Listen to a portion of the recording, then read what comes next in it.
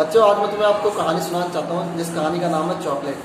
अक्सर आपने देखा होगा चॉकलेट का इस्तेमाल लोग अलग अलग चीज़ों के लिए करते हैं। कोई किसी को खुश करने के लिए करता है, तो कोई अपना काम करवाने के लिए करता है। लेकिन जो आज मैं आपको कहानी सुनाने जा रहा हूँ, वहाँ पर चॉकलेट का इस्तेमाल एक हथियार के रूप में हुआ है। किसके रूप में हुआ है?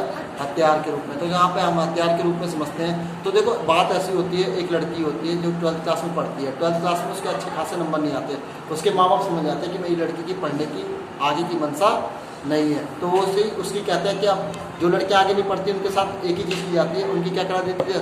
शादी करवा दी जाती है। ठीक है। और उसकी शादी होती है, जिस लड़के से उसकी शादी होती है, उस लड़के से शादी होती है ना, तो उस लड़का जो काम करता है ना, वो तो किस में काम करता है? वो चॉकलेट बनाने वाली फैक्ट्री में काम करता है। और वो अपनी हम बीवी के लिए हमेशा चॉकलेट लाया करता था। शादी के पहले तो सब कुछ बिल्कुल सही चलता है, पर ना शादी के बाद ना वो चॉकलेट लाना बंद कर देता है। ठीक है। तो उसकी बीवी को शक हो जाता है कि यार ये बात बताओ, ये चॉकलेट मतलब बीच में एक्चुअली एकदम से कैसे बंद हो गया? कोई भी जो हस्बैंड होते हैं उनके लाइफ शादी के बाद इतने चेंज क्यों आते हैं? कुछ ना कुछ तो चेंजेस आते हैं, आना चाहिए ये सब चेंजेस। उसके लाइफ को तक चेंजेस क्या होता है? उसके लाइफ का सबसे बड़ा चेंजेस ये होता है कि उसको डॉक्टर से एक बात पता चल जाती है। उसको डॉक्टर से पता क्या चल जाती है कि उसे एक चीज़ की बीमारी है। और उससे किस चीज़ की बीमारी है? उसे होती है एड्स की बीमारी। ठीक है। तो एड्स की बीमारी होती है। ठीक है। और यहाँ पे उसके परिवार वाले सोचते हैं कि जैसे हमारी बहू की शादी किए हुए इतने दिन हो गए, ठीक है, पर हमारे बहू का जो बेटा है उसका कोई भी वंश आगे नहीं बढ़ पाया, तो हमें अपने वंश को आगे बढ़ाना है। तो यहाँ पर दिखाया जाता है कि उसके जो घर वाले हैं वो अपने बहू पे तरह तरह का इल्ज़ाम लगाते हैं। इल्ज़ाम ये लगाते हैं कि तुम इतना दिन शादी के हो गए और तुम क्या नाम है, अब हमारे बच्चे के लिए कुछ कर नहीं रहे, हमारा वंश आगे नहीं बढ़ा रहे, ऐसे कैसे होगा? तो ना इस बात को ना उस लड़की को हमेशा गिल्टी फील होती थी। कितनी फील होती थी? उस लड़के का नाम था अभय।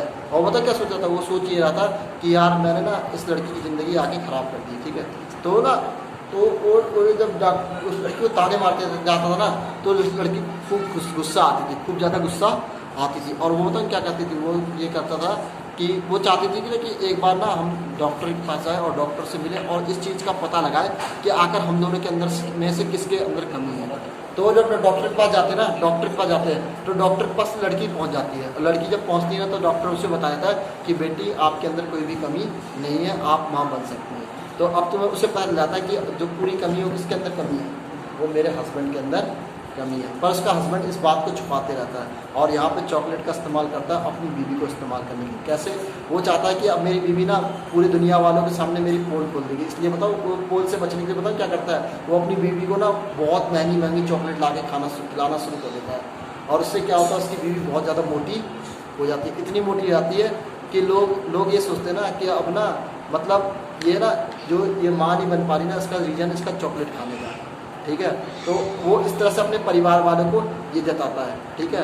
और पूरा इल्ज़ाम अपनी बीवी पे सौंप देता है कि मेरी कोई गलती नहीं है, मेरी वाइफ की गलती है क्योंकि हमारा वंश आगे नहीं बढ़ पा रहा। यहाँ उसकी बीवी का नाम तारा होता है और वो उससे बदला लेने की ठान लेती है। और वो क्या करती है? वो चॉकलेट खाना बंद कर देती है। चॉकलेट खा जैसे वो खाना बंद करती है और जिम को ज्वाइन करती है।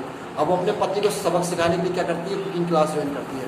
और इतनी स्पाइसेस, इतनी ज़्यादा मसाले वाली डिश बनाती ना कि उसका पति जितना मोटा होता है ना, उसका अपोजिट हो जाता है। अब वो मोटा होता है और ये पतला होता है। फाइनली इस कहानी के एंड में पता चलता है कि जो पूरी गलती होती है हस्बैंड की होती है, वाइफ की कहीं पर भी कोई गलती नहीं होती।